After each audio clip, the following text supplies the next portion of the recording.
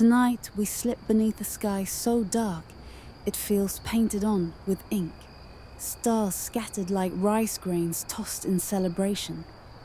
You're barefoot, because why not? And the ground is cool beneath your soles. Ahead of you looms a structure that looks like a stone wine bottle turned upside down. Squat, solid, timeless. You're not sure whether you're trespassing or being called home. This is Cheomseongdae, the ancient Korean observatory that has stood for over 1,000 years. And you've decided to sneak in. The air is heavy with the scent of pine and damp soil. Crickets pulse in rhythm, like nature's own metronome. Up top, a small group of figures, cloaked in linen, murmuring in low tones, hover over shallow bowls filled with water. You creep closer, trying not to snap a twig or fall face first into a mosquito party. One of them dips a long stick into the bowl and stirs gently.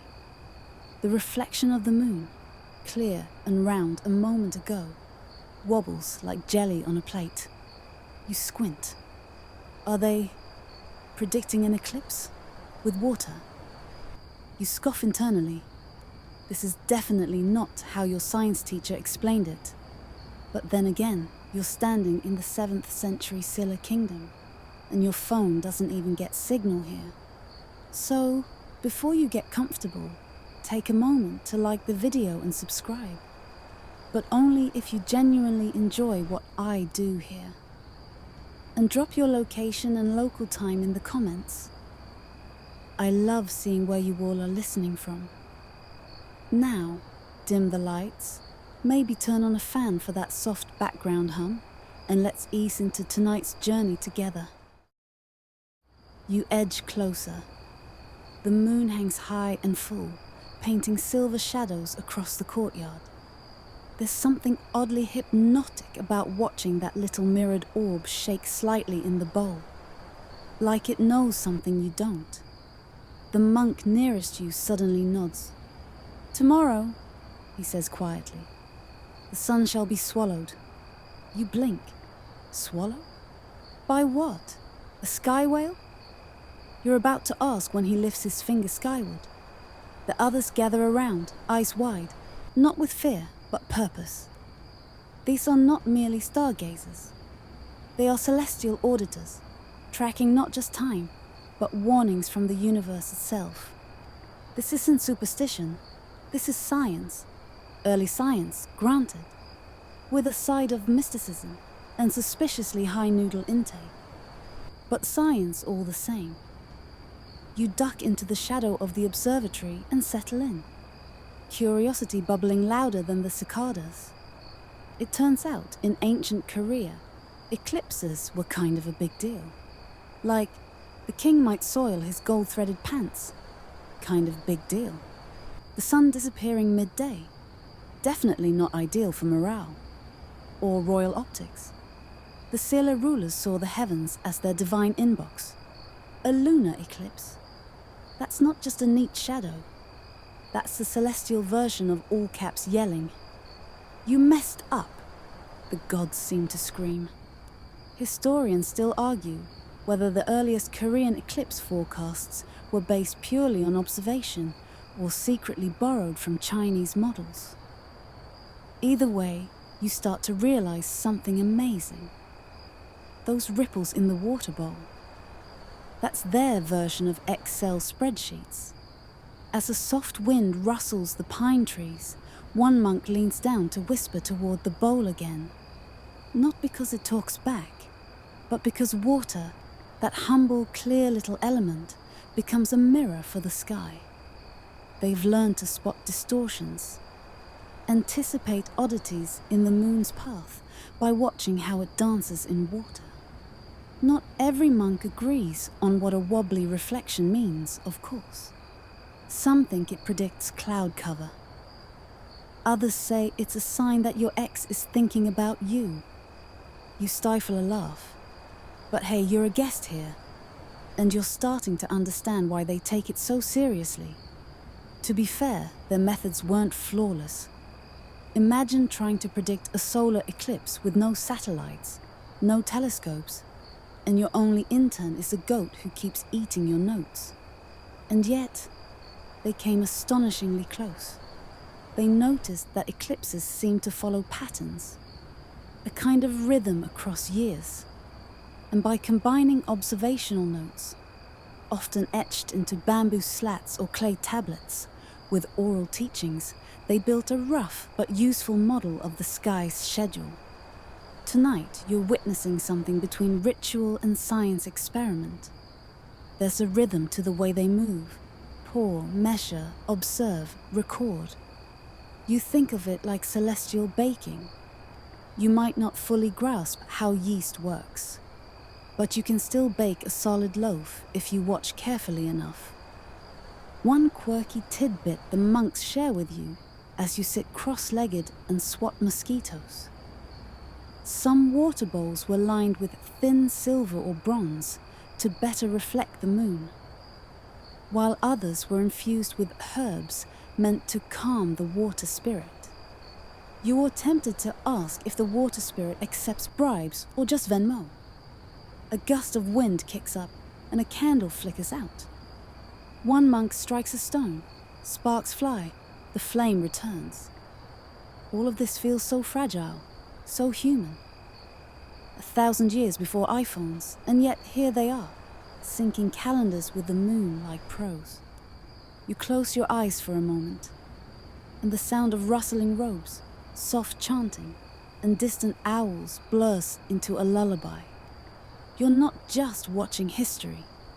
You're steeped in it, soaking it up like one of those spongy rice cakes they gave you earlier. Your final glance, before drifting further into this shadowy realm, is back at the bowl. The moon's reflection now slightly dimmed. The monk doesn't smile, but he nods again. The sun, it seems, is about to vanish tomorrow. And somehow, these water-whispering sky nerds knew it before anyone else. Tonight, we slip beneath a sky so dark, it feels painted on with ink. Stars scattered like rice grains tossed in celebration. You're barefoot, because why not? And the ground is cool beneath your soles. Ahead of you looms a structure that looks like a stone wine bottle turned upside down. Squat, solid, timeless. You're not sure whether you're trespassing or being called home. This is Cheomseongdae, the ancient Korean observatory that has stood for over 1,000 years. And you've decided to sneak in.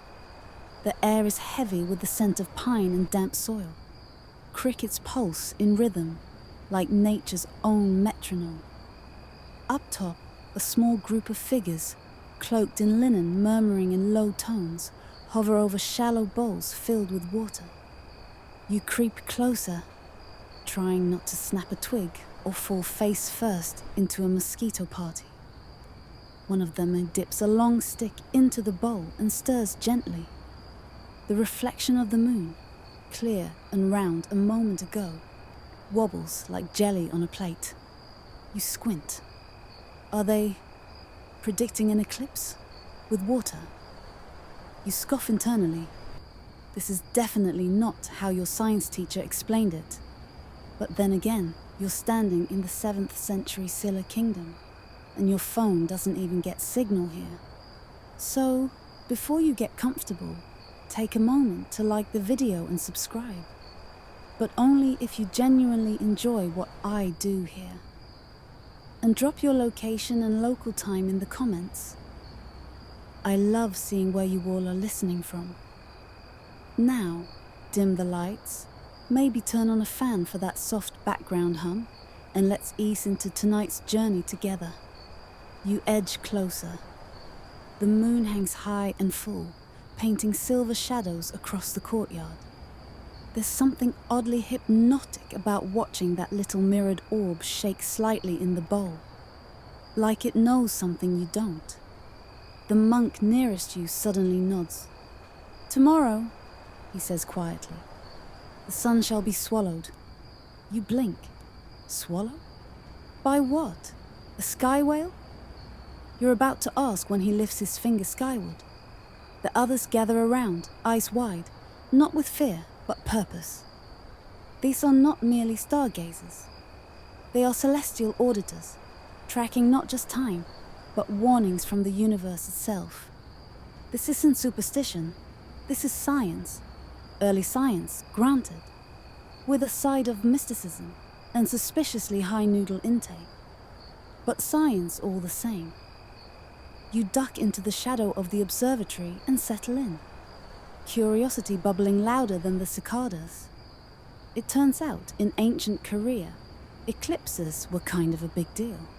Like, the king might soil his gold-threaded pants. Kind of big deal. The sun disappearing midday. Definitely not ideal for morale. Or royal optics. The Silla rulers saw the heavens as their divine inbox. A lunar eclipse. That's not just a neat shadow. That's the celestial version of all caps yelling.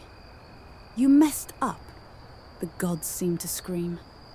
Historians still argue whether the earliest Korean eclipse forecasts were based purely on observation or secretly borrowed from Chinese models. Either way, you start to realize something amazing. Those ripples in the water bowl.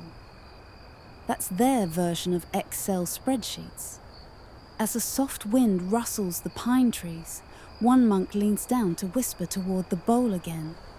Not because it talks back, but because water, that humble, clear little element, becomes a mirror for the sky. They've learned to spot distortions, anticipate oddities in the moon's path by watching how it dances in water. Not every monk agrees on what a wobbly reflection means, of course. Some think it predicts cloud cover. Others say it's a sign that your ex is thinking about you. You stifle a laugh. But hey, you're a guest here, and you're starting to understand why they take it so seriously.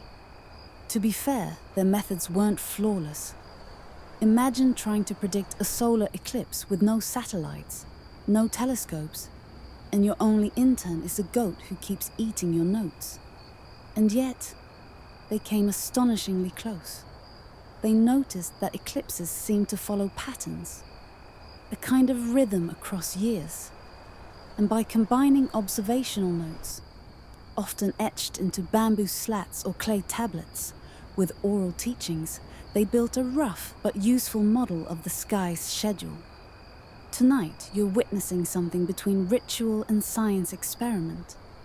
There's a rhythm to the way they move, pour, measure, observe, record. You think of it like celestial baking. You might not fully grasp how yeast works, but you can still bake a solid loaf if you watch carefully enough. And yet, with all this pressure, they keep trying, refining, watching, whispering to water. You find yourself admiring them, not just for their brains, but their bravery. Imagine predicting a solar eclipse in front of your boss, your god, and your country. You get it wrong, and suddenly you're less chief sky reader and more commander of turnip storage. Back in the observatory courtyard, the monks are quieter now. You notice a small altar with tokens placed around it. Coins, bits of silk, even what looks like a single preserved plum. Offerings. Not just to gods, but to the sky itself. You feel a little out of place without a tribute. Maybe your gum wrapper counts. A gong rings once, deep, resonant. It's time. The eclipse begins slowly. A bite taken from the sun's edge, like some cosmic creature is nibbling away at it. Gasps rise from the courtyard. Pots bang distantly. The air seems to thicken, and there you are, witnessing a moment that centuries ago might have caused panic. Today it's awe. And right beside you, one of the monks dips his hand into the bowl and flicks a few droplets skyward. Offer returned, he whispers. You're not sure if it's symbolic or scientific, but it's beautiful. And just like that, a kingdom exhales. The sun returns, whole again, like a god who briefly turned their back but decided to forgive. You feel your own shoulders relax, your heartbeat slowing. 1,000 years later, this would be a YouTube live stream with CGI animations. But here now, it's just bowls of water, whispered math, and a faith that maybe, just maybe, you can read the will of the universe in the shape of a shadow. The eclipse fades. Shadows soften. You half expect someone to yell, "Cut!" like you've just wrapped the finale of a very slow celestial drama. But the monks remain focused, eyes darting between the sky and the bowl still shimmering with leftover starlight. This isn't the end. It's data collection time. You kneel beside one of the bowls, cautiously peering in. The moon's reflection has returned, almost smugly whole again. The water ripples slightly, whether from the breeze or cosmic aftershocks, you're not sure. The monk beside you leans in and hums, like he's deciphering a melody only the moon understands. So, how does this work exactly? You've heard of tea leaves, crystal balls, and grandma's back pain predicting rain. But using water to forecast an eclipse? That's next level. Let's break it down. The bowl isn't magic. It's a low-tech, surprisingly elegant tool. Think of it as a portable night sky simulator. A perfectly still surface, especially at twilight, acts like a mini mirror to the heavens. And for people without telescopes, water offered the next best thing, reflections they could study, amplify with flame light, and repeat again and again, without costing a single bronze coin. What they're watching isn't just light, but how the light changes. A full moon casts a consistent glow, but in the nights leading to a lunar eclipse, subtle shifts occur. Shadowy fringes, dulling edges, strange alignments. The bowls catch it all. You're looking not just at a reflection, but a visual fingerprint of the moon's journey. Historians still argue whether these bowls were purely observational, or if monks believed they were conduits for celestial energy. Some texts describe whispering to the water or singing soft chants to soothe the reflection. Quirky? Maybe. But if you've ever sweet-talked your Wi-Fi router into working again, you're not so different. One monk beckons you over to a new bowl. This one larger, with tiny etched rings circling the rim. A primitive coordinate system. You nod like you know what's happening, but your brain is halfway between awe and should I be taking notes? He dips a stick into the bowl and holds it perfectly still. The tip aligns with the moon's mirrored edge. A student records the angle on a parchment using symbols that look suspiciously like ramen noodles with opinions. Another monk jots something else. Time of night, wind direction, humidity. It's less mystic stargazing and more NASA intern boot camp. And the method? Repeatable. Night after night, season after season. The bowls become time-lapse lenses for lunar movement. By comparing hundreds of these records, monks began identifying patterns. The Saros cycle, an 18-year rhythm of eclipses, though unnamed, was likely known to them long before Western astronomers officially mapped it. You're handed a bowl. It's heavier than it looks, carved from dark stone and cool to the touch. As you tilt it, you see not just the moon, but your own reflection, flickering and distorted. The metaphor is almost too on the nose. The sky shows itself through water, and the water shows yourself through the sky. You feel seen, and slightly judged. A light joke floats through the camp. One monk teases another about that time he mistook bird droppings on the bowl for an eclipse. The laughter is gentle, familiar. Even in this serious business of star watching, there's room for a little humility. and a lot of poop jokes. There's also a theory, more fringe than mainstream, that some bowls were specially treated with oils or thin films to enhance contrast in low light. One scroll even mentions mixing water with ground pearl to illuminate the heavenly map.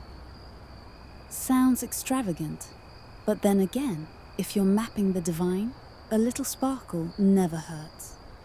You follow the group as they carry the bowls to a nearby pavilion, carefully pouring out the water and bowing slightly as they do. Each ripple has served its purpose. You ask if the water is ever reused. A monk chuckles. The sky changes, he says, so must the water. You feel yourself falling deeper into the rhythm of it all. The steady cadence of observation, reflection, recording. It's soothing, meditative, like a cosmic yoga class, minus the stretchy pants. As night slides toward dawn, the monks roll up their parchments, blow out the final lanterns, and vanish silently into their quarters. You linger by the empty bowls, now scattered like forgotten shells on a beach. One bowl still holds a puddle. You stare in. No moon now, just faint stars and the orange whisper of sunrise. And something clicks. They weren't just predicting eclipses with bowls. They were finding a way to talk to time, to sit still enough, look carefully enough, to see what others missed. Not just the science of the stars, but the art of patience. You smile, brushing a finger across the water, and watch the ripples stretch outward. There's something timeless about it, something that speaks not just to the past, but to the quiet hope that understanding the sky might help us understand ourselves. You wake up on a woven mat that smells faintly of pine and ash, your hair sticking out in directions that suggest a bird tried to nest in it overnight. Outside, the first birds are tuning their instruments. One high-pitched chirp, another like a drunken flute. The sun hasn't quite risen yet, but already the sky has turned that soft, secret shade of indigo that promises something worth waking up for. A monk pokes his head through the doorway and gestures. No words, just a nod. You follow, still groggy, barefoot and blinking. He leads you not to the main courtyard, but deeper, through narrow stone corridors and down a stairwell carved into the mountainside. The air grows cooler, damper. The stone sweats with ancient memory. Torches flicker in wall niches, casting strange, jittery shadows. You're about to crack a joke about secret dungeons when you emerge into a room unlike anything you've seen. It's round, dome-like, and in the center, a large, perfectly circular pool of water. Not just a bowl, this is a basin, wide as a banquet table, polished so smooth it looks like frozen ink. The ceiling above is open to the sky, a narrow circular cut that frames the moon, still visible like a shy ghost. This is the real lab. The hush says it all. A master astronomer greets you with a nod. His face is lined, but his eyes are bright. He hands you a wooden board, smooth and flat, with notches along the edge. Align it, he says softly. You kneel and place it gently on the pool's surface. Reflections dance. The moon, a winking coin in the center, glides toward the notches. This, you realize, is a primitive kind of armillary. The reflection lets them simulate orbit, study angles. No gears, no clockwork. Just wood, water, and some brain-melting geometry. Historians still argue whether this was a religious tool or a scientific one, the master says, watching your expression. But to us, there was no difference. And there it is, the core of ancient Korean sky watching. There wasn't a separation between science and spirituality. Predicting an eclipse wasn't about being smarter. It was about being more aligned. The water wasn't just reflecting the moon. It was reflecting you, your intentions, your readiness to receive what the cosmos was offering. Fringe historians love to point out that these underground observatories may have had acoustics designed for chanting during observations.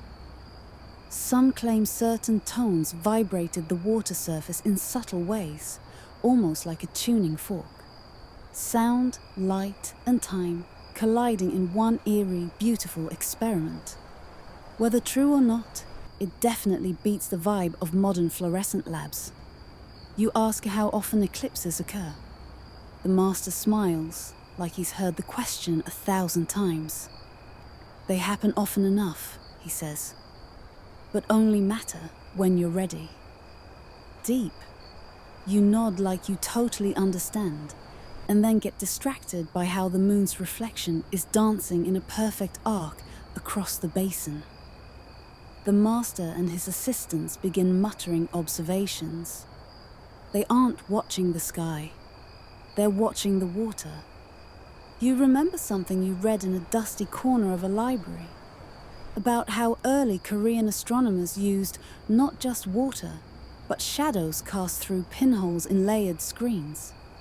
The principle: light travels in straight lines. Block some of it, and you can map how and when the moon covers the sun. Primitive, yes, but also kind of genius. Like origami meets astrophysics. The basin's design, it turns out, follows an ancient standard. Carved concentric grooves allow them to measure the curvature of a shadow or reflection. It's not exact by modern standards, but it's shockingly effective. And here's the kicker. This whole system, while rooted in Korean tradition, also shows hints of influence from Chinese star charts, Indian cosmology, and even Persian star poetry. It's like the K-pop of ancient astronomy, meticulously crafted and globally inspired. Still kneeling, your legs beginning to tingle, you spot a peculiar carving on the basin's rim. A tortoise. Not a dragon or phoenix, which would be standard. No, this little turtle is mid-stride, looking smug. Turns out, turtles were symbolic timekeepers, slow, steady, and long-lived. Some monks believed that the tortoise carried the world on its back. Others just liked how its shell looked like a celestial grid. One fringe account insists a monk once trained a turtle to move across a sundial based on moonlight, but let's be honest, that's either brilliant or a Netflix documentary waiting to happen. The master gestures to the edge of the basin where tiny marks, fingernail deep, record past eclipses. Each one dated, each one verified by this watery oracle. You run your finger over the marks, connecting dots across centuries. This is more than science. It's legacy, a conversation across time. One assistant walks in, carrying a wooden tablet etched with today's measurements. It gets slotted into a shelf alongside hundreds of others. Part library, part time capsule. You're tempted to sneak a peek at the oldest one, dated over 1,200 years ago. The handwriting is faded, but still there. A moon, a shadow, a monk's tiny note. Return safely. That's it. 3 words. And yet, it says everything. Return safely. The sky darkened, the world trembled, but the light came back, and someone took the time to write that down. Not to brag, not to warn, but simply to remember. You breathe deeply. The stone, the water, the soft rustle of robes behind you. It all feels like a lullaby carved into architecture. This isn't about predicting doom. It's about trust. In the stars, in cycles, in human curiosity. The master speaks again, quietly. Tomorrow, we calibrate the mirror stones. You should sleep. You nod. Your feet are numb. Your brain is full. You shuffle back through the tunnels like a sleepwalker, heart humming with new wonder. Somewhere behind you, the moon slips out of the circle above the dome. But in the water, It lingers just a little longer. The next morning, the courtyard is brighter than ever. You squint at the sun like it's betrayed you, promising soft dawns, and instead delivering a glare only sunglasses could forgive. Monks glide past in near silence, sleeves billowing like sails, each carrying something unusual, flat, oval stones, polished to a ridiculous shine. Mirror stones.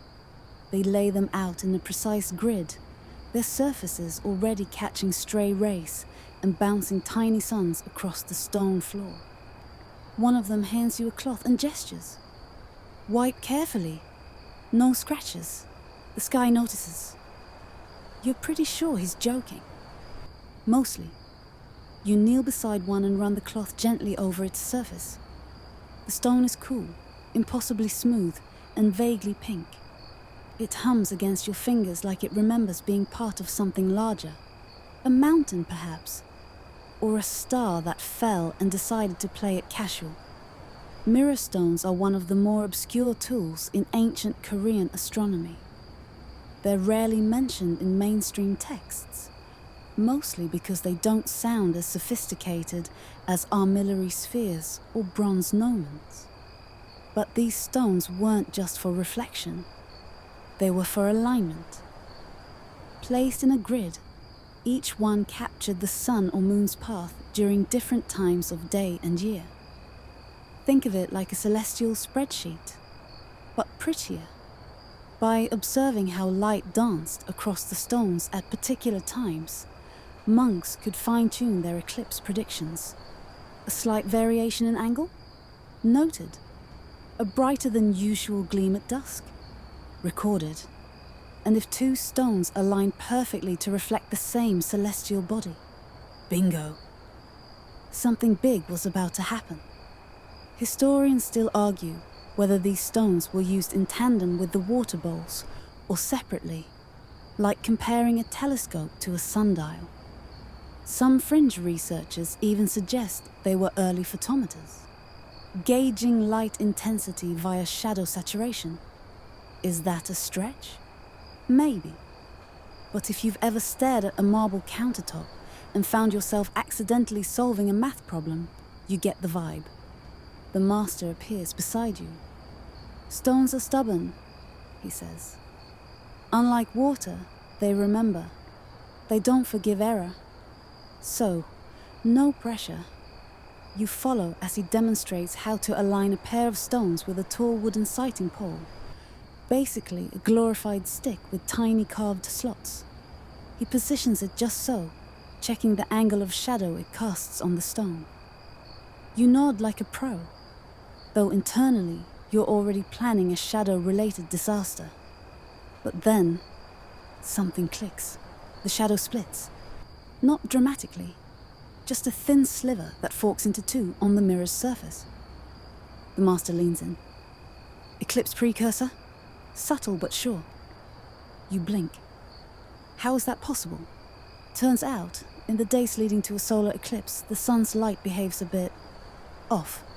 Tiny distortions, not visible to the naked eye, can show up when bounced off these carefully angled stones.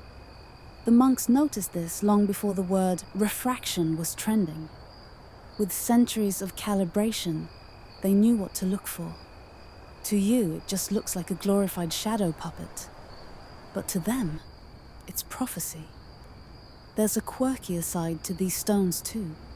Some bore carvings on the underside. Dragons, cranes, even abstract swirls that look suspiciously like galaxy spirals. While official records are mum on their meaning, one fringe theory suggests the carvings were chosen based on the astronomer's birth sign or elemental alignment. Personalization meets astronomy. Very monk talk. The heat of the day intensifies. A young monk offers you a chilled rice drink, which tastes like watery cereal and mild regret. But you nod politely. Hydration is sacred, especially when you've been staring at sun-reflecting rocks for 3 hours. Mid-afternoon brings another revelation. A trio of monks begins rearranging the stones. not randomly, deliberately. One shifts slightly northwest, another pivots just a few degrees. It's choreography, one that's been passed down for generations. You start to see it, not just a flat grid, but a sundial network, an analog sky map laid out in stone and sweat. They're modeling tomorrow's eclipse. The master points to one stone, now glowing in the center of the array. That's where the shadow will fall. You half expect him to mark it with an X, like a treasure map. Instead, he places a tiny bowl of white ash next to it. A symbol, the moon's bite. You think back to the first water bowl, rippling under a darkened sky. And now to the sun-washed stone, perfectly still, perfectly placed. Two tools, one story. The dance of darkness and light. Both moving in cycles so ancient they make your mortgage look temporary. You wonder a bit, testing your own theory. Kneel, align a stick, watch the stone. You think you see something, a faint double shadow. Probably your imagination. Or maybe you're becoming one of them. A monk claps lightly. You've done it right. The eclipse will begin precisely here, at this stone, just before dusk tomorrow. They'll be ready, and so are you. The next day arrives with an unsettling calm. No birds chirping, no clangs of pots, just silence, stretched thin, like the sky knows what's coming. You sit cross-legged by the mirror stone they marked yesterday, the one destined to catch the first lick of shadow. Around you, monks shift like quiet clock hands, taking positions. Each has a role. Some stand by the water basin, others by the stones. One climbs the observation platform with the ease of someone born on rooftops. And then, without warning, the air changes. You don't see it at first. It's more a feeling, like the sun is holding its breath. The heat pauses. The shadows, sharp all morning, begin to blur at the edges. One monk whistles, a high, clear note that echoes through the compound. It's the signal. You turn your gaze skyward, squinting. And there it is, the moon, creeping across the sun like a secret being slowly revealed. A smudge at first, then a bite, then a full-on snack. The eclipse has begun. You hear the first gasp, not from the monks, who are too seasoned to gasp, but from one of the younger acolytes. You can't blame him. The light is turning strange, dim, but not like dusk. It's silver, cool, like moonlight trapped in daylight. As the moon devours more of the sun, the mirror stone before you begins to shimmer unnaturally. Not sparkle, shimmer. The reflected light dims, then bends slightly, creating a warped halo. You remember the master's words. The stones don't forgive. This isn't forgiving, it's confirmation. The water bowl begins to react too. Ripples where there are no winds. The moon's crescent reflected in its center, shrinking, twisting, as if the water knows it's being watched. You edge closer. Somewhere behind you, a drum sounds. Not a war drum. A heartbeat drum. One slow, deep beat every few seconds. It grounds you, reminds you that this is not panic. It's preparation. A monk kneels by the basin, holding up a narrow panel of wood with pinholes arranged in a spiral. As the sunlight filters through, dots of light appear on the surface of the water. Most stay circular. But as the eclipse progresses, the dots elongate, warp, then twist into crescents. These are pinhole projections. Basic, brilliant, and absurdly beautiful. You can hardly believe it. You're watching physics happen right there in front of you, like the sun has decided to throw a shadow puppet rave. Historians still argue whether these projection boards were primarily astronomical tools or teaching devices. Some believe they were used during public eclipse ceremonies to help commoners understand what was happening in the sky. Others insist they were sacred, only handled by ordained astronomer priests. Either way, what they show is real, and right now, dazzling. The temperature drops, goosebumps rise on your arms. The world has gone quiet again, like someone pressed mute. And then, totality. The sun disappears. Not gone exactly. There's still that black disk in the sky with a ring of white fire around it. But it's terrifying, beautiful, like the universe just blinked. The monks begin to chant, not loudly, softly, almost as if they're singing to a child who's afraid of the dark. You can't make out the words, but the rhythm is soothing. The water glows faintly. The mirror stones reflect not light, but shape, each now holding a dim outline of the eclipse like a photograph being developed. You wonder how ancient villagers reacted to this, without telescopes, without NASA, just a darkening sky and a chill wind. You picture farmers dropping tools, mothers clutching babies, kids hiding under tables. Even now, knowing what it is, you're unnerved. You remember reading an odd little account, how in some rural regions people used to bang pots during eclipses, trying to scare away whatever demon was eating the sun. They'd shout, scream, toss ashes into the air. One record even mentions a village that released dozens of frogs into a river, believing the amphibian's song would please the moon. Fringe, yes, but charming. Back at the basin, the chants continue. You notice the water's ripples have stopped completely. It's glass now, a perfect mirror. You lean over and see your reflection. Not distorted, not blurred, just you, lit by eclipse light. It's unsettling, gorgeous, humbling. Time slows. You sit with it, the silence, the shadow, the idea that over 1,000 years ago, someone else was here, or somewhere like here, watching this same thing, whispering similar chants, feeling the same awe. The eclipse doesn't last long. Soon, a glimmer reappears, the first spark of returning sun. A monk lets out a low sigh, the kind that says, "There it is," and the world exhales with you.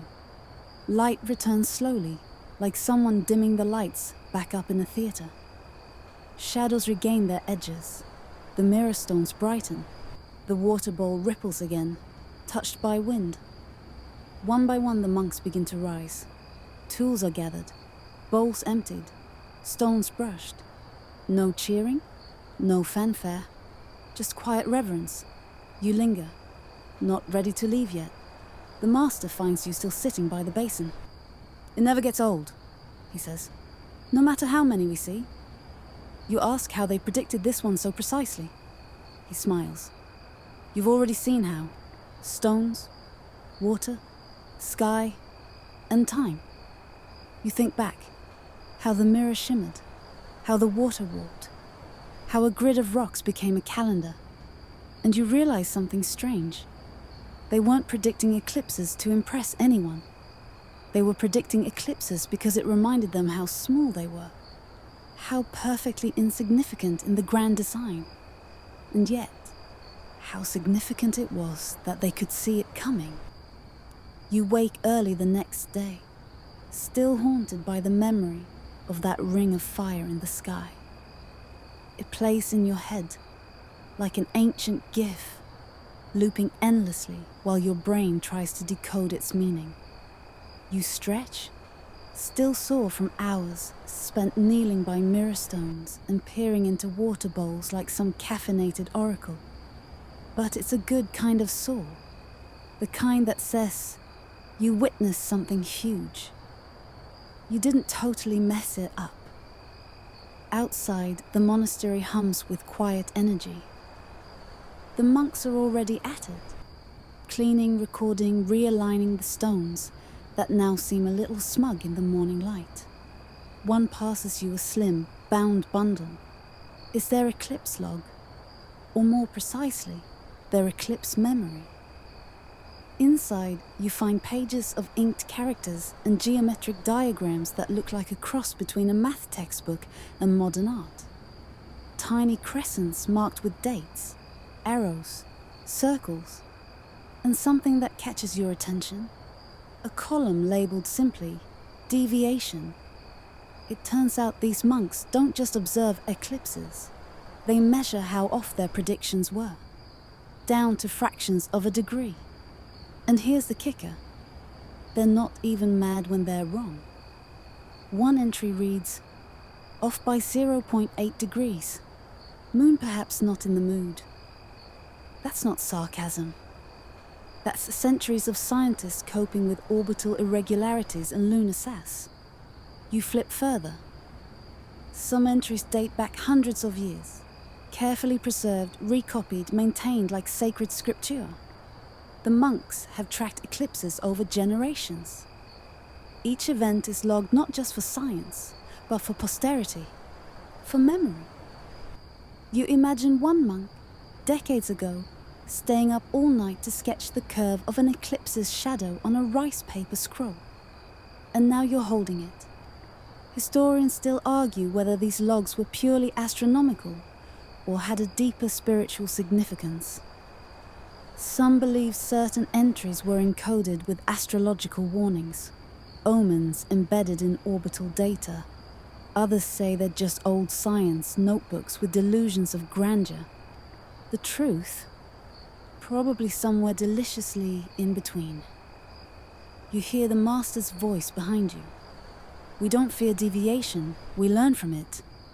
He gestures toward a shaded table where 3 monks sit hunched over tiny models, clay moons orbiting wooden earths, all balanced on rotating platforms.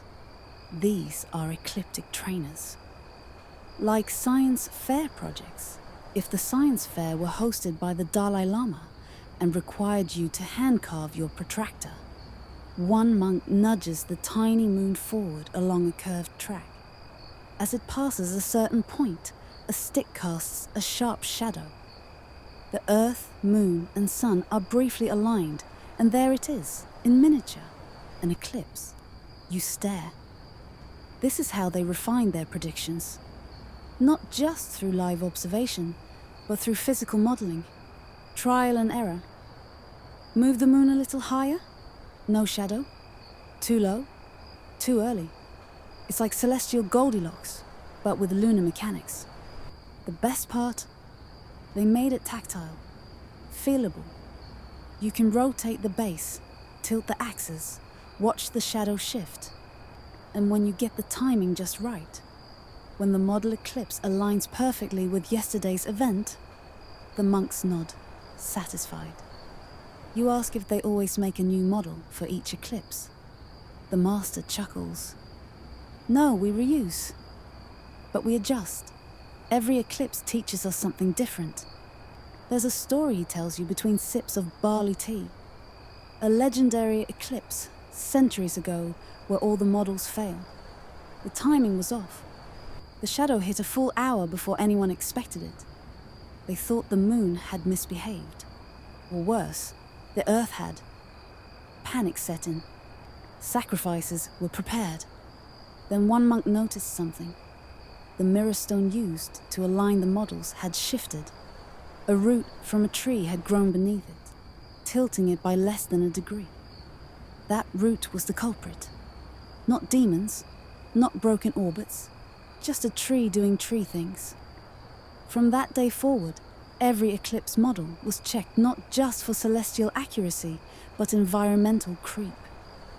Stones now sit on raised plinths.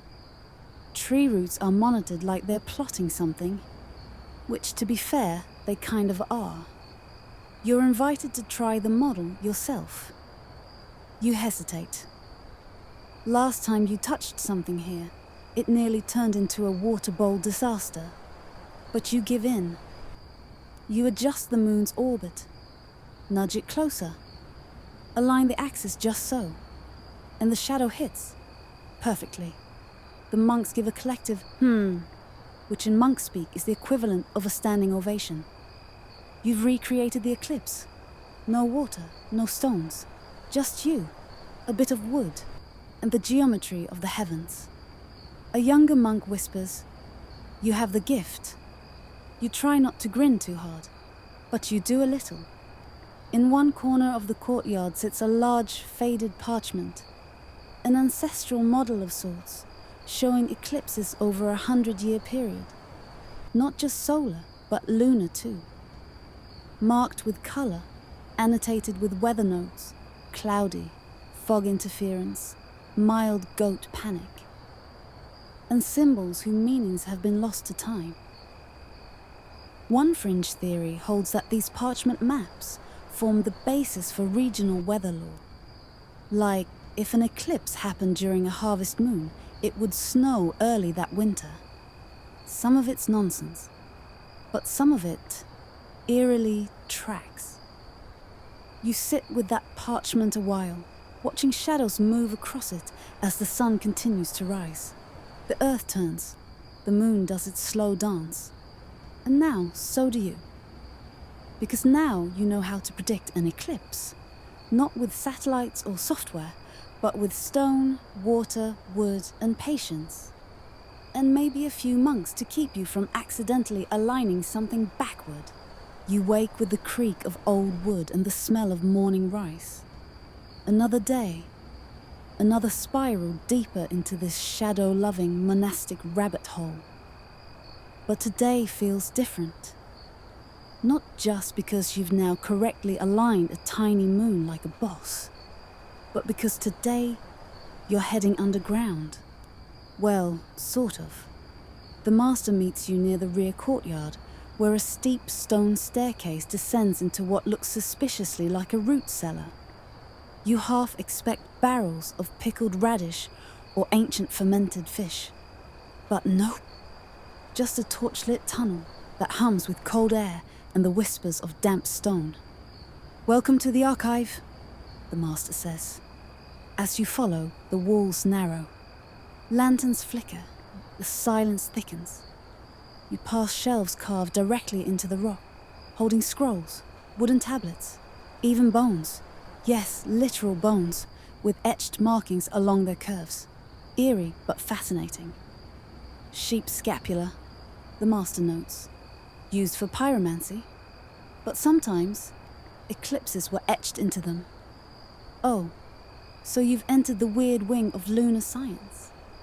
You come to a broad chamber lined with wooden cabinets. The air smells like cedar, dust, and secrets. The master opens one, revealing a large, weathered map, more like a sheet of silk than paper. Its surface embroidered with patterns of stars and strange little notations in red ink.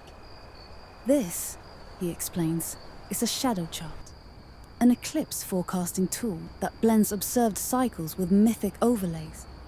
Every eclipse documented over a span of 243 years. Not just when and where, but what happened around it. Famines, floods, royal deaths, weird dreams. It's a hybrid of astronomy and mythology, science and superstition. Eclipse meets karma. Historians still argue whether charts like these were scientific logs corrupted by later religious belief, or vice versa. Mystical dream maps slowly cleaned up into proto-astronomy. Either way, you can't stop staring. Each eclipse marked with a glyph. Some resemble birds, others are dragons, or crescents cradled in fangs. You spot one that looks suspiciously like a startled cat. Each symbol represents how people experience the eclipse, says the master. Fear, awe, confusion, inspiration. You wonder what your glyph would be. Probably a sleepy turtle holding a notebook. He lets you trace your finger across the silk. The weave is rough, the ink smudged in places. One section draws your eye, eclipses predicted in sequence, over decades. The spacing is almost hypnotic. You realize this must be a record of the Saros cycle. A pattern the ancient Koreans likely recognized long before it had a name. Roughly every 18 years, the same kind of eclipse returns. Not identical, but eerily close. Same geometry, same rhythm.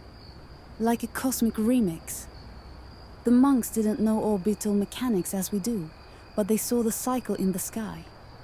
And they wrote it down, folded it into the pattern of their lives. You imagine a monk in 600 CE saying, "My grandfather saw this eclipse. My grandson will too." That kind of legacy? It hits deep. You're led deeper still to a smaller room with a domed ceiling painted in faded celestial scenes. This is the night chamber where monks once trained to recognize stars by touch. Along the dome are indentations, tiny pinholes carved into the stone at constellation points. When a candle is placed inside the center stand, light pours out through these holes, creating a starfield on the surrounding walls. It's a DIY planetarium, handmade, perfect. And when you rotate the dome slightly, yes, it spins. The constellations shift across the ceiling. You recognize Orion, just barely, the Big Dipper, and others you don't know. The master points out Myojagguk, a constellation no longer used today, once sacred to royal astronomers. When eclipses pass near this star, he says a king was warned. You ask if they really believed eclipses could predict royal fate. He shrugs. Not always. But kings listened anyway. That's the thing with celestial events. Even if you know the science, the feeling remains. The sense that something beyond your understanding is happening. Like the sky is trying to say something important, and you're just hoping it's not, oops, time to reset the world. You find a scroll tucked inside a bone tube, faded but intact. It's a record of an eclipse from 792 CE. The observer notes that dogs would not eat, chickens went blind, and one man claimed to dream of a river turning into fire. Wildly specific, possibly exaggerated. Possibly not. Fringe detail?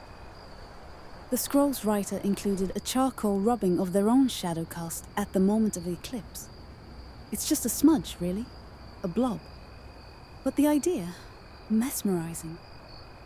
A person wanting to capture their place in the moment the sun disappeared. Like a prehistoric selfie. Emo, but oddly poetic. You sit on a cushion in the archive's corner, letting the flickering candlelight bounce off ancient diagrams and models. You realize what you're holding isn't just about light and shadow. It's about memory, legacy, human attempts to freeze time in ink, silk, and stone. You could predict 1,000 eclipses and still not explain why they move us so deeply. It's not just the darkness, it's the clarity it brings. The reminder that we are spinning, fragile, timed, but also capable of measuring the shadows and recording the sky.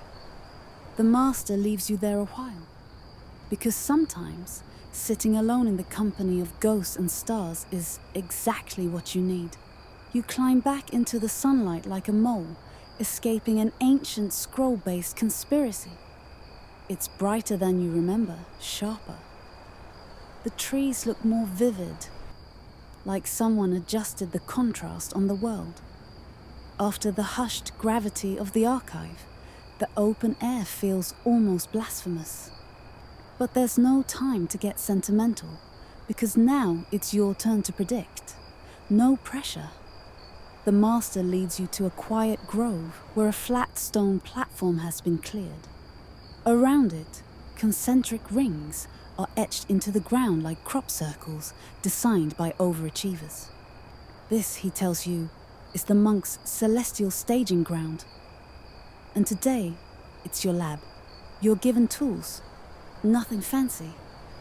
A bowl of water, polished obsidian mirrors, a handful of incense sticks. Not for vibes, but for tracking wind direction.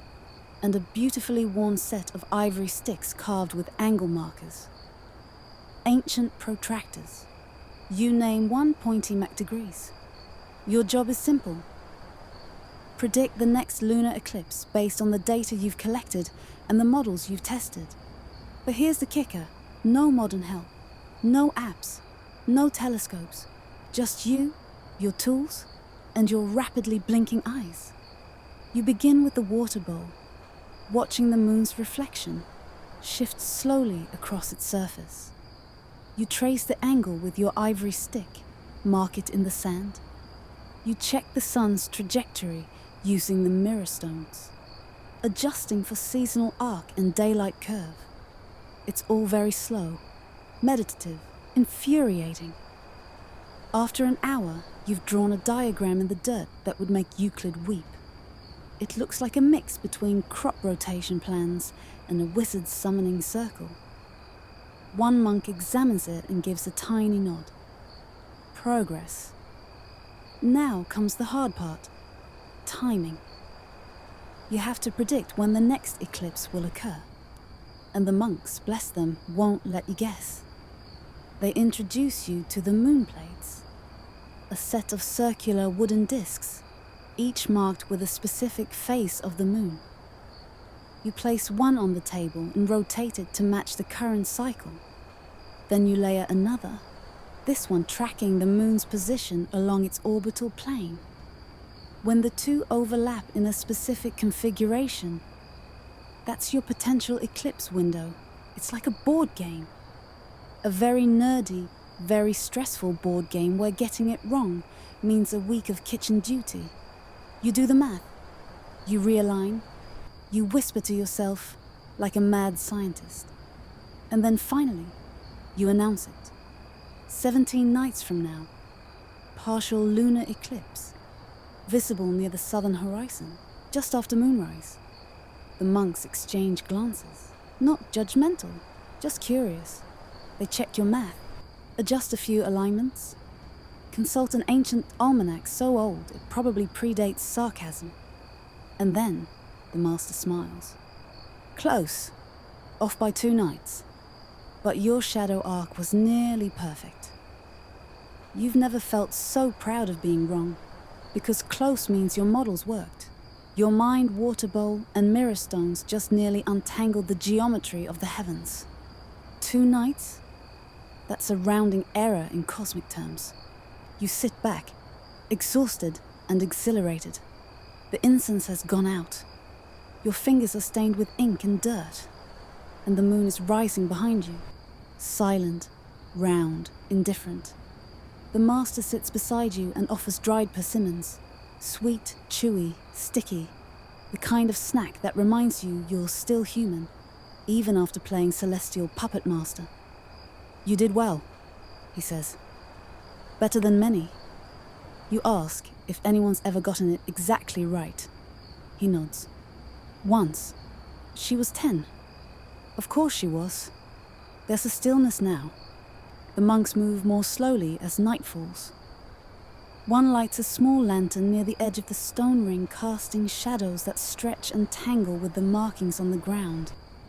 You see them differently now. Each line, each ring. These are not just calculations. They're memory tracks. Worn in grooves where generations of eyes have searched the sky. Fingers stained with soot and ink. Hearts pounding as the sun dimmed or the moon blushed red. One quirky record in the archive claimed a monk predicted an eclipse using the reflections of fireflies in a pond. Historians dismiss it as a mistranslation or poetic exaggeration, but deep down you hope it's true. Because if predicting an eclipse with insect butts isn't the peak of ancient genius, what is? You glance at your own diagram one last time. Even with your small mistake, it holds. And in that moment, you get it. Eclipses aren't just shadows. They're echoes, repeating patterns, secrets whispered by the cosmos every few decades, for those patient or obsessive enough to listen. You close your eyes and hear the silence. The real kind. The kind that only comes when everyone is watching the same shadow fall, at the same time, across the same moon. That's the thing eclipses do. They remind us we're all standing on the same spinning rock, even if some of us are holding sticks in the dirt. The monks have a word for what comes next. Yuguan? The passing shadow.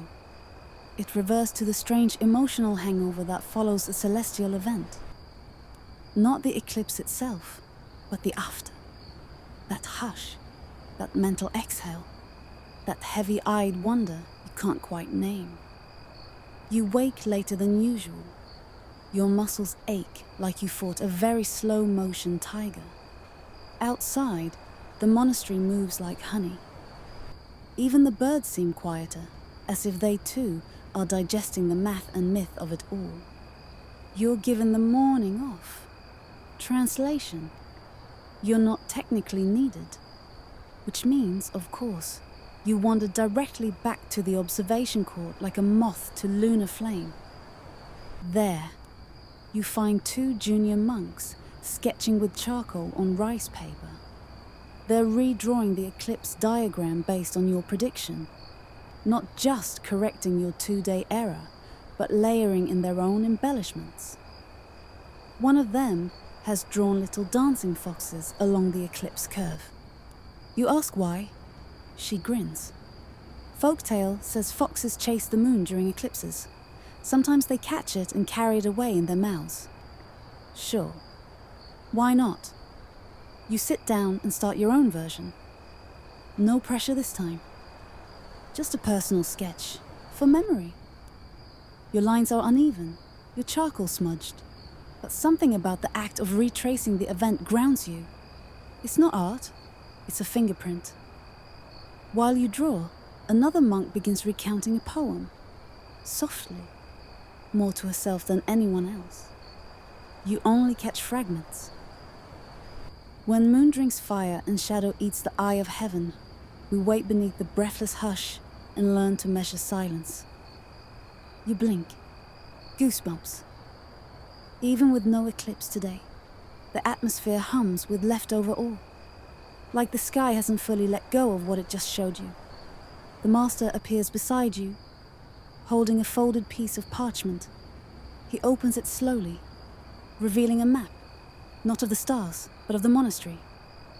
Hand-drawn, with notes in the margins, hidden rooms, tunnels you didn't explore, gardens not marked on any public chart. You look up, confused. For your journey, he says. Not all maps lead to the sky. You pocket it, feeling the weight of symbolic gestures. Pretty sure this means they like you, or they think you'll get lost in the woods. Either way, you feel seen. Later, during lunch, barley rice, mountain greens, and pickled lotus root. Don't ask. A senior monk tells the story of the moon with no shadow. In the year 1149, during what should have been a full lunar eclipse, nothing happened. The sky stayed bright. The moon stayed perfect. The monks were baffled. To this day, no record confirms the cause. Astronomers argue whether it was a miscalculation, cloud cover, or some forgotten calendrical fudge. But fringe theorists insist it was proof of a phantom eclipse, a cosmic fluke, or perhaps a celestial warning withheld. Historians still argue whether such missing eclipses were spiritual metaphors or just bad astronomy. You personally vote for bad weather and high expectations. Still, the story lingers in your mind like a half-remembered dream. By mid-afternoon, the monastery prepares for its quiet hour, when no speaking is allowed and everyone writes. Not scrolls or reports, personal things, reflections. You're handed a wax tablet and stylus, no pressure, just your thoughts, scratched in loops and curves. You write about how the sky feels wider now, how shadows seem heavier, how you used to think eclipses were just odd science events, like ticking boxes in a cosmic checklist. Now you know better. Now you know they're also tests of patience, of humility, of perspective. The wax warms under your hand. Your lettuce melts slightly. You like that. That evening, the monks hold a slow, silent procession through the moon garden. Everyone carries a small dish of water. You trail behind, feeling the hush settle into your bones. The moon glows above. Round again, unbothered. The sky is unusually clear. One by one, the monks place their bowls on the central platform, letting the moon reflect in each. The surface trembles gently with the night breeze. Reflected moons ripple like jellyfish in a still pond. It's beautiful, strange, a little ridiculous, perfect. Then, one monk speaks, just 3 words. Shadow has passed. The ritual ends. Everyone nods. Some bow, others simply smile, as if waking from a shared dream. You look into your bowl. The moon stares back, and you think, maybe that's what eclipses really are. Moments when the universe blinks, and we get to see our own reflection in the sky. Shaky, soft and fleeting. The monks drift back inside. You stay, because some shadows deserve to be watched a little longer. Your time in the monastery is drawing short, but nobody talks about it, not directly.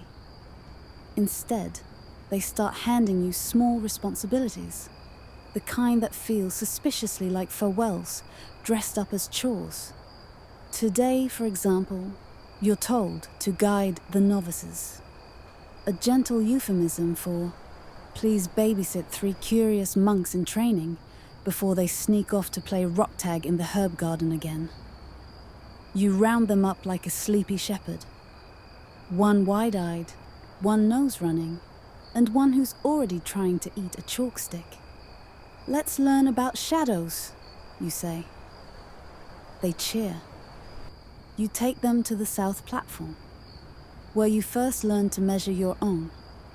Using the water bowls and mirror discs, you show them how the monks once calculated their latitude by the length of a noonday shadow. You let the kids take turns marking the ground. They compete to see whose shadow is tallest. It's all very scientific. Then the middle one, curly-haired, big questions, asks, but what makes a shadow disappear during an eclipse? You pause.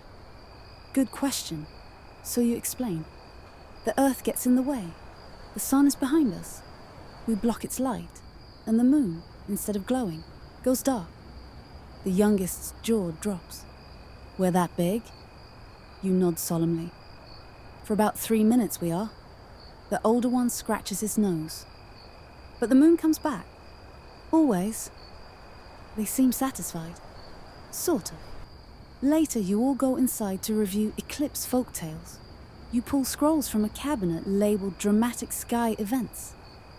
The first is a favorite, the Sky Dog. In this version, eclipses are caused by a celestial dog with an endless hunger for light. Sometimes he swallows the sun, sometimes the moon. The only way to get him to cough it back up? Noise, drums, yelling, chaos. So basically, you explain, ancient eclipse protocols involve screaming at the sky.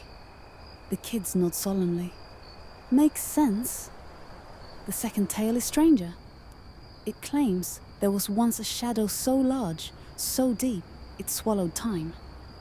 For 1 hour, the stars blinked out, animals froze mid-step, and no one aged. Afterward, people couldn't remember what had happened, only that something was missing. Historians still argue whether this was a metaphor for trauma, a solar miscalculation, or just someone taking really strong mushrooms in the 8th century. But the idea sticks with you, that an eclipse could pause the world, not just the sky, but you. It makes a weird kind of sense. Haven't you felt paused lately? You close the scroll.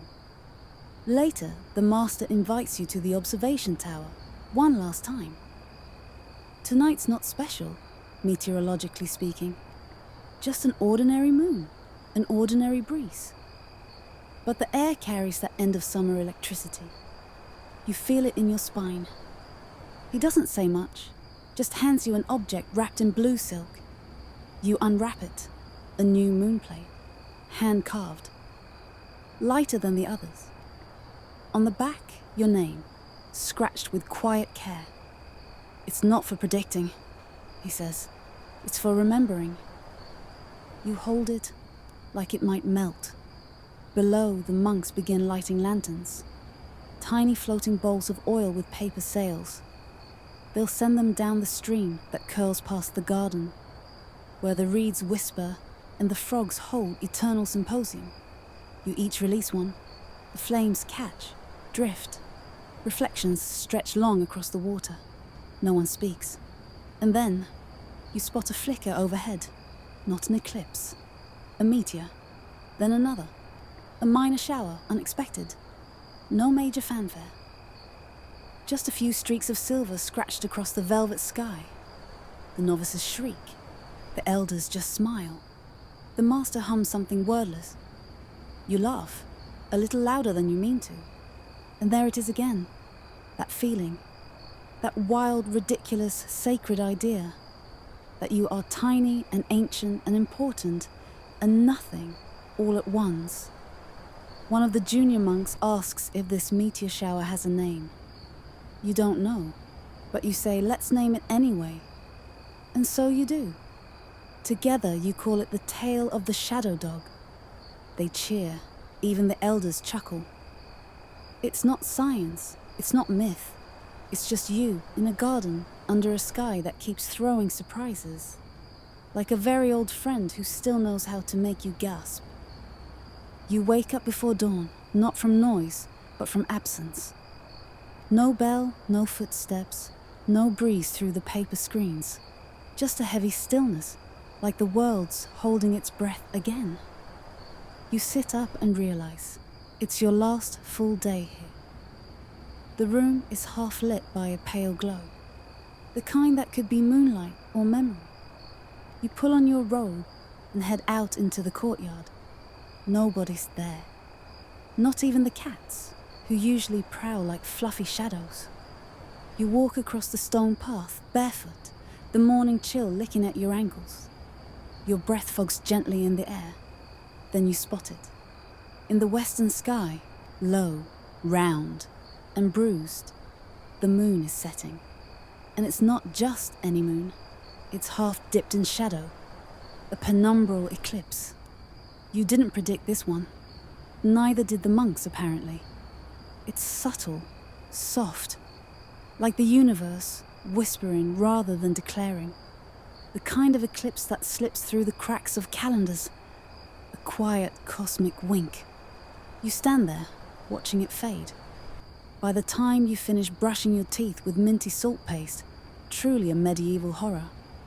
The monastery is stirring. The master finds you near the woodpile and says, "So, you saw it too?" You nod.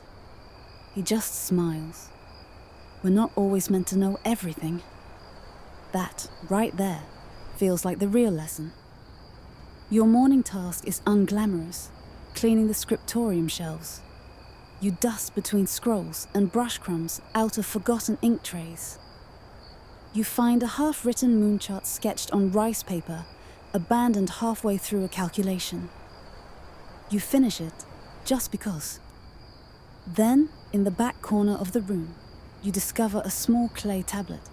It's different, square, thick, edged in soot. Not Korean, not Chinese. The master glances over and raises an eyebrow. "That's Babylonian," he says. "Donated centuries ago by a passing scholar. We keep it for inspiration." He lets you hold it. The tablet hums with age. You can see the wedge-shaped marks, the cuneiform grooves telling of an eclipse visible over Nineveh, where astronomers believe such events foretold the deaths of kings. They would fast for days before and after, not out of fear, but respect, to balance the disruption. You gently return it. Later, during midday, meal, the head cook lets you add herbs to the soup, You get cocky and overdo it on the garlic. The monks sweat politely through it anyway. One nods and says, "Bold eclipse energy." You feel weirdly honored.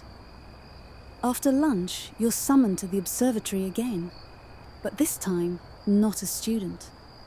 You're leading the afternoon session, the master tells you. Wait, what? You scan the courtyard. 4 monks already seated, scrolls in their laps. Eyes on you. You start to panic. Then remember, this is what they've been doing all along. Preparing you, trusting you, getting you ready to teach, not just learn. You step into the center, take a deep breath. Then you begin. You talk about water bowls and shadow lines, yes, but you also talk about mistakes. About the eclipse you almost predicted. About the ink that smeared. About the moon that refused to behave. You mention the foxes, the shadow dog, the poem, the garlic. They laugh. They nod. You finish with the lesson you now carry in your bones. An eclipse doesn't hide the moon. It reveals its shape, its outline. It shows us that even in darkness, the curve remains, that the sky never truly forgets. Afterward, the master hands you a cup of persimmon tea and says, "You're ready." You don't ask for what. That evening, you help hang lanterns along the west wall. You tie yours with a red ribbon, because why not? It's a silly detail that feels very you. As you work, one of the novices sidles up and asks if you'll be back for the next eclipse. You smile. "If I can." He grins. "Good. The shadow dog will be hungry." You sit with the monks for one last evening watch. The sky is quiet. No meteors tonight. Just stars and moths and your thoughts. You think about what eclipses take and what they leave behind. They take light. They give story. They take certainty. They give awe. They take time. They give memory. Somewhere, a gong sounds softly. The monks begin to rise. But you stay a moment longer. You tilt your bow, catching the moon's reflection one final time. It wavers, then holds, just like you. The final morning comes with a mist that clings low to the ground, curling like incense around your ankles as you walk. You've packed already. Just a small bundle of notes, one eclipse plate, and a few scrolls the monks insisted you take. Also a suspiciously heavy bag of rice crackers. You move through the monastery slowly, committing everything to memory. The crack in the garden step. The way the cherry tree leans like it's eavesdropping. The faint squeak of the west gate hinges. All of it. You're about to leave when the master appears. "Walk with me," he says, and of course you do. You go beyond the monastery wall this time, down a path lined with mossy stones. He says nothing, which somehow speaks volumes. Eventually, you arrive at a clearing. There, in a circle of flat stones, sits a very old structure, half collapsed, barely taller than your shoulder. Carved along its base are faded symbols. You recognize some. Moon faces, trigrams, star maps. Others are stranger, spirals, handprints. What looks suspiciously like a chicken wearing boots. The master touches the stone lightly. "This was the first lunar altar," he says, "built by sky watchers who had no ink, no scrolls, no tools but their eyes." He looks at you. They predicted nothing, but they witnessed everything. You kneel and run your fingers across the carvings. The stone is cool, damp. You can feel the grooves, smoothed by centuries of weather and reverence. It's humbling, and a little funny too. Because here you are, a modern mind with digital maps and historical charts. And yet, these people, these ancient observers, they stared at the same moon, saw it vanish, waited for it to come back. and they too probably argued over foxes and dogs and dramatic sky snacks. You smile. On the walk back, the master hands you a small satchel. Inside, a sealed letter. On the front, only open during your next eclipse. You're not sure if it's a poetic gesture or an actual instruction. Back at the monastery gate, the monks have gathered. The novices give you a garland of star-shaped leaves. One of them has glued googly eyes on his moonplate. You suspect they're your legacy now. The gate opens. You step out, and just like that, you're on the road again. But things feel different this time. You notice the sky more, the angles of shadows. You find yourself calculating light fall on rocks, tracing arcs with your fingers when birds fly overhead. Every puddle becomes a potential mirror, every hill an imaginary observatory. You travel for days, passing villages and fields. In one town, someone mistakes your moonplate for a rice cake mold. You don't correct them. You just smile and say, "It leaves a very thoughtful impression." You pick up gossip. A merchant tells you about a rumored double eclipse coming next season, both sun and moon aligning within weeks. Astronomers debate whether it's myth or miracle. You know better than to bet against the sky. Historians still argue whether a dual eclipse cycle has real cosmic meaning, or if it's just a calendrical coincidence. Some think it marks transformation, others chaos. One particularly theatrical scribe once called it the universe sneezing twice. You kind of love that. One night, you camp on a ridge under the stars. You build a tiny fire, pull out your bowl, fill it with water, just in case the moon wants to visit. She does. Just for a second, slipping through the clouds like a shy performer.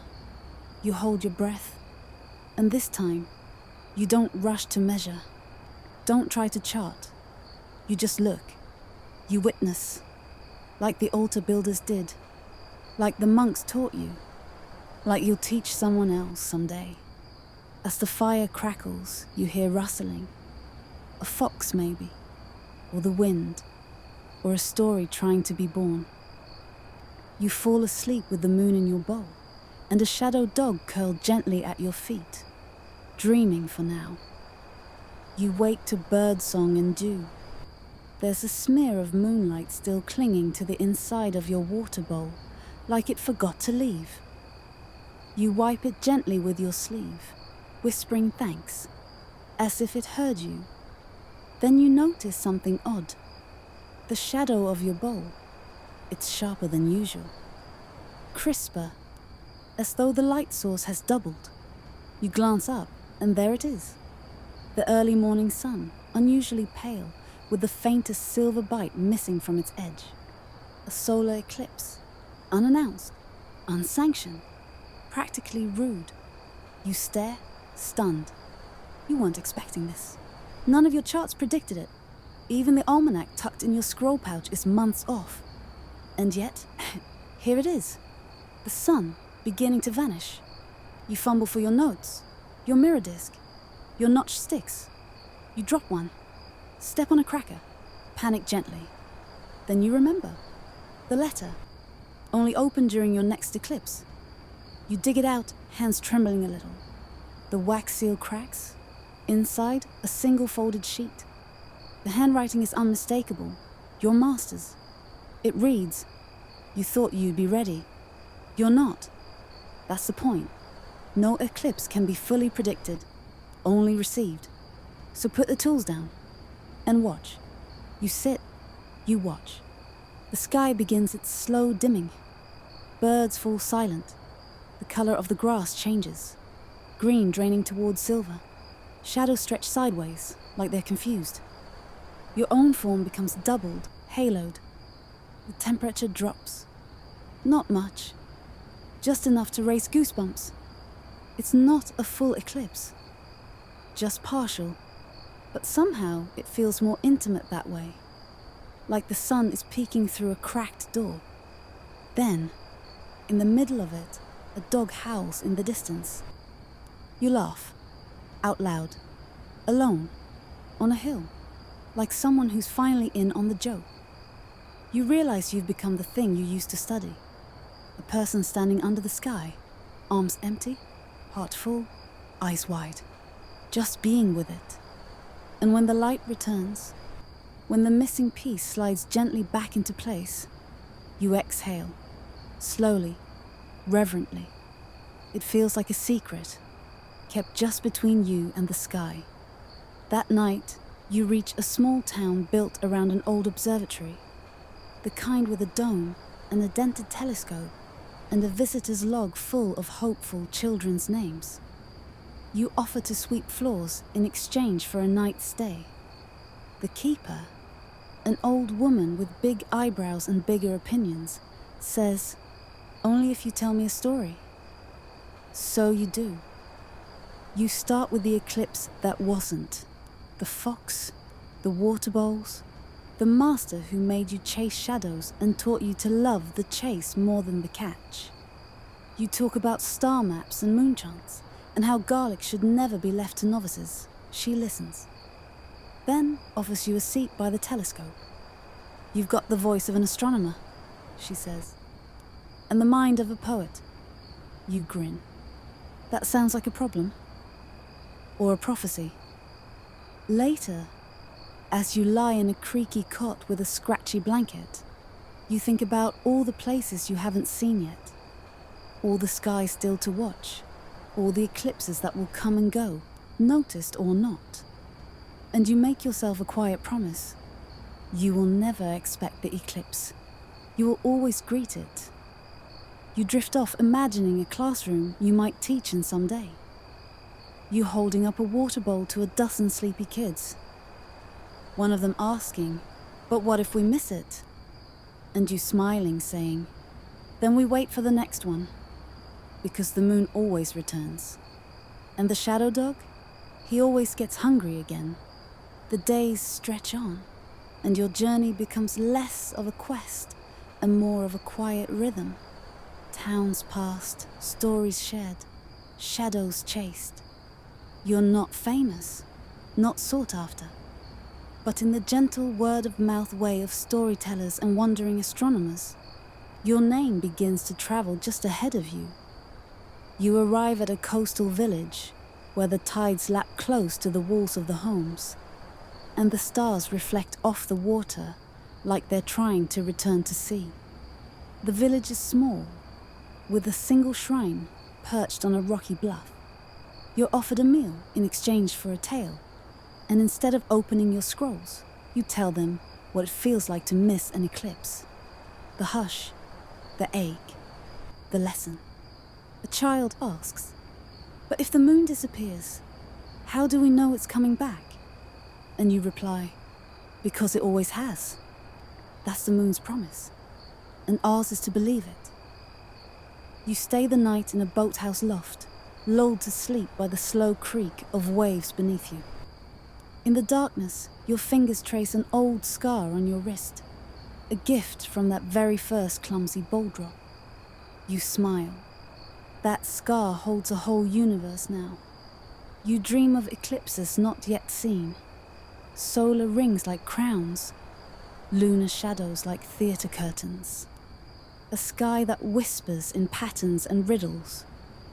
Morning comes with a sky so blue it looks painted. You walk to the shrine, where an old priest is placing bowls along the edge of the bluff. The wind threatens to tip them, but he steadies them with small stones. "Measuring the horizon?" you ask. He nods, amused. Or maybe just making tea. Depends on the moon. You help him finish? Side by side, you align the bowls. The water sits still, waiting. And it hits you, not with a crash, but with a calm certainty. You've become one of them. The watchers, the waiters, the ones who lean forward into mystery, not trying to trap it, just trying to see it more clearly. Historians still argue whether ancient Korean eclipse prediction was truly scientific or more of a ceremonial tradition. But that distinction seems smaller now, even silly. You know what it felt like? That blend of discipline and awe, precision and poetry. Back in the village, a festival is brewing. Not for an eclipse, but for the spring tide. There's music and rice cakes and a suspicious amount of fermented fish. You join in, laughing too loudly, dancing poorly. No one minds. As dusk falls, a teenage girl with a clay bowl approaches you. "Can you teach me how to see the moon in this?" she asks, holding it like something fragile. You kneel beside her. "First," you say, "you wait until the sky forgets itself." She frowns. "What does that mean?" "It'll make sense someday." You show her how to fill the bowl, how to angle it toward the moon, how to spot the soft bite of shadow creeping in. "Is it always this quiet?" she whispers. "No," you say. "But this part is." She sits with you a long time, doesn't ask more questions, just watches. And when the moon lifts, clean, full, undisturbed, you both exhale. That night, as you prepare to leave, you pull out the last scroll from the monastery. You hadn't opened it yet. The seal breaks with a sigh. Inside is a map, not of stars or eclipses, but of silence. Marked spots across the peninsula where the sky, if you're patient, speaks clearest. You trace the lines with your finger. You think, "I'll go there next." Or maybe you won't. Maybe you'll wait until the sky calls again. You roll up the scroll, tie it tight. You sleep under a tree with your head on a folded robe. No fan tonight, just the wind and the quiet churn of the sea. The shadow dog doesn't visit. He's probably full for now. But the moon watches you, as she always has. Full, bright, knowing. And as your breathing slows, your mind lets go of bowls and eclipses and stories. You fade into a calm that only comes after you've watched the sky long enough to trust it. Everything cycles.